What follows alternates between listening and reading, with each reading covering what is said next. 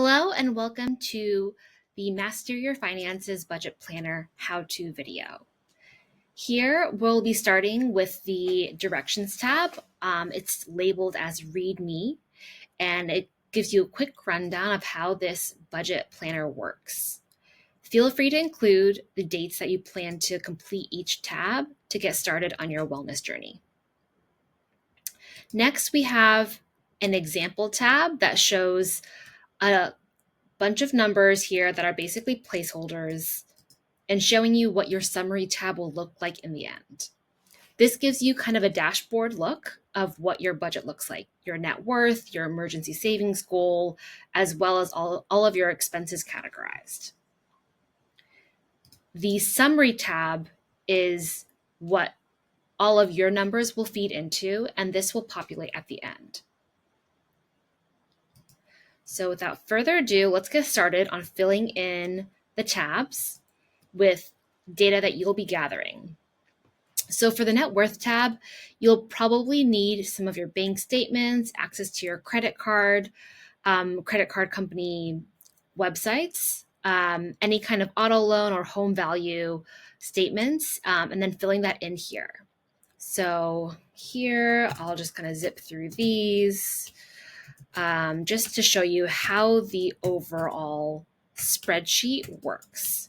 And as you can see, as I'm filling in the numbers, the graphs are starting to adjust, so you can easily see how each field that you're filling in affects your net worth. And then your investments will also be increasing your net worth.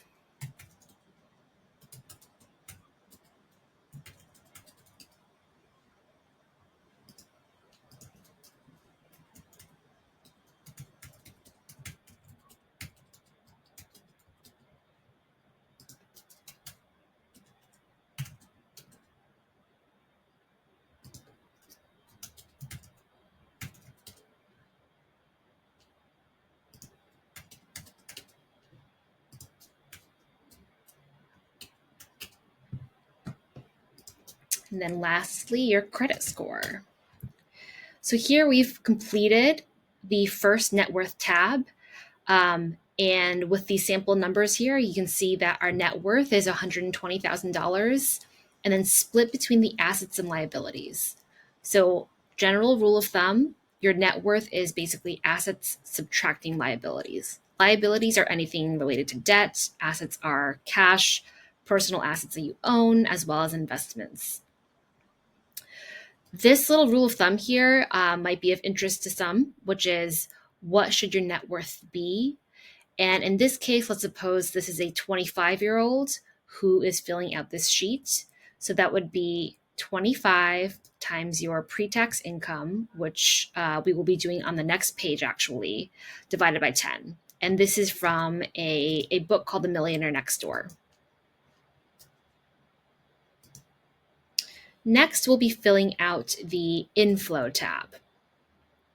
So the inflow tab here is basically all of the money that you're bringing in from paychecks, from properties that you rent out, from side hustles, etc.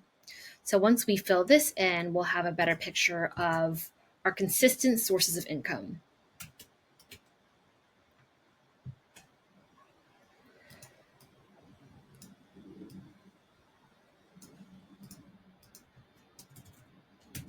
And again, we're only filling in the yellow cells.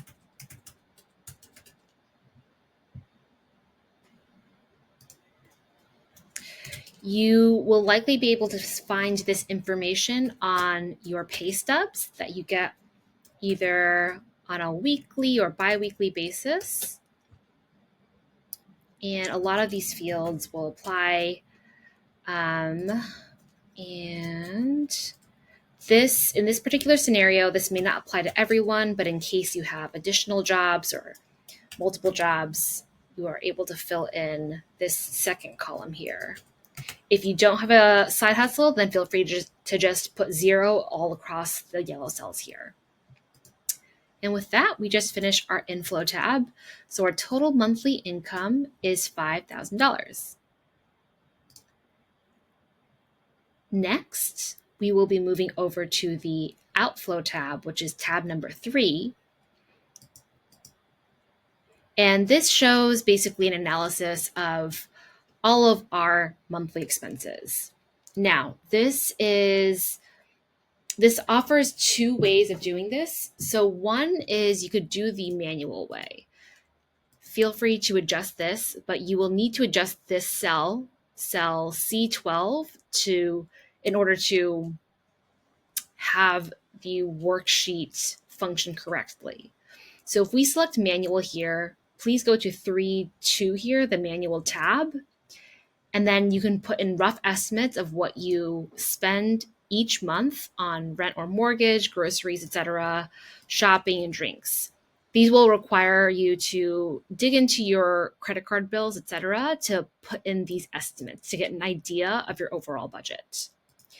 Now, you do have the option to, in a more automated fashion, export your credit card bill from the website and then just paste it into the automated tab. So if you go to the automated tab here, you can literally paste it and I'll calculate it for you. So I'll show you how to do this now. This is currently only available for the Chase credit cards. So if you go to the chase.com website, sign in, then click on the credit card that you use primarily for most of your expenses. So if you click on that credit card, it'll take you to this site. And then I want you to scroll down to all of this activity here and then search for a 30-day range. So go to activity since last statement, this drop-down menu, go to specific date range, and let's say I want to look at my August expenses. So I'm going to click on August 1st to August 31st. Again, we only want a 30-day range. Click search. It'll pull in all of my expenses from that date range, and then hit this download button. It'll take me to this download account activity site.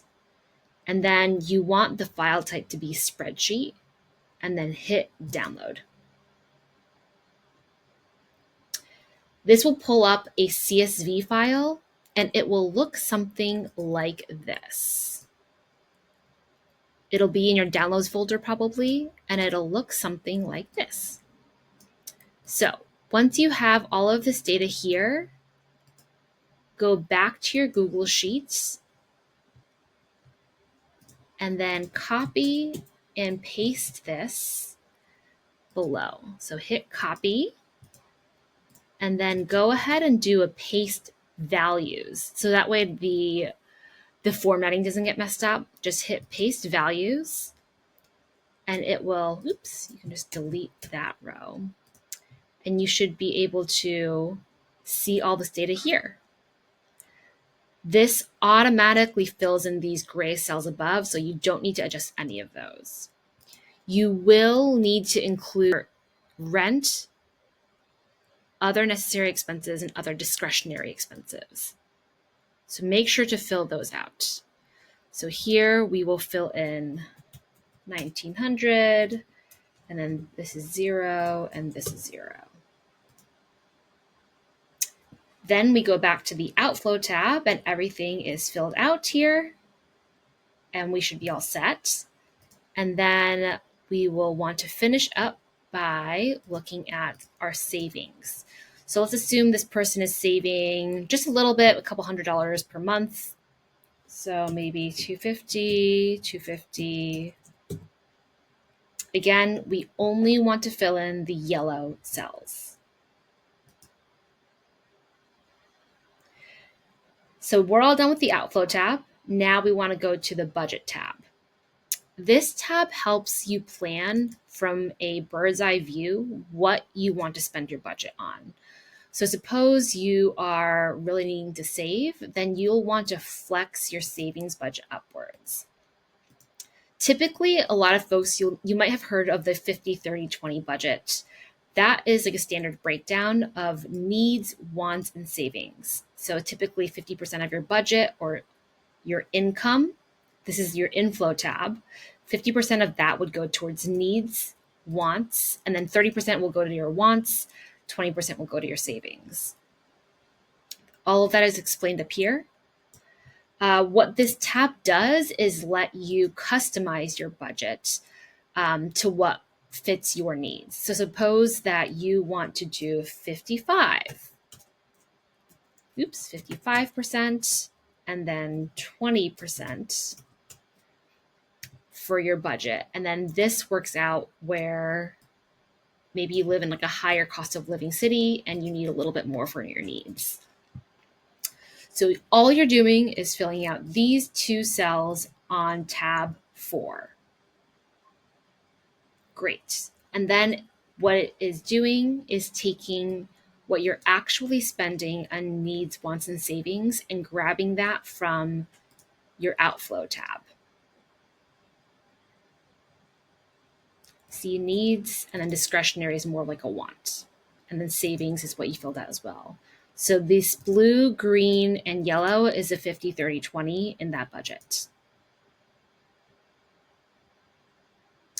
Now that tab 4 is completed, we want to head over to the ladder tab. And again, this, you're done filling out all your fields. This is more just a consolidation of recommended tips that might help you with your goal budget. So here is the ladder of personal finance that I borrowed from a book called I Will Teach You to Be Rich.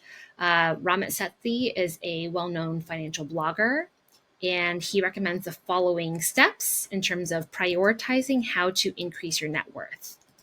So he talks about a 401k match, paying down high interest rate debt, maxing out your Roth IRA, as well as your 401k max at the end. So what this might mean is, suppose a 401k limit is $20,000 and your employer matches $5,000. What he's proposing here is that you pay $5,000 to your 401k to take advantage of the employer match. And then follow steps 2 and 3, and then finish up paying down the remaining $15,000 for your 401k if you have the budget to do so. All of that is explained in column D here.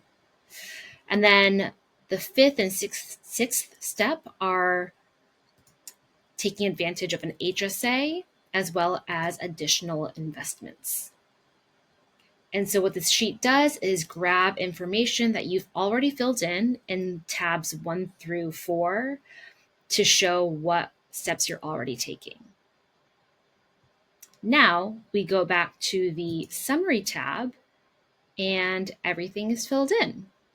So you should have a better idea of what your budget currently is, where you need it to be, actual versus goal, your liquid assets relative to your emergency savings goal, which is important to keep track of over time, as well as a categorization of your needs, wants, and savings. And then, of course, at the bottom is a shorter summary of your ladder of personal finance in terms of steps to increase your net worth. I hope this was helpful, and please reach out to me on Etsy if you have any other questions. Thank you.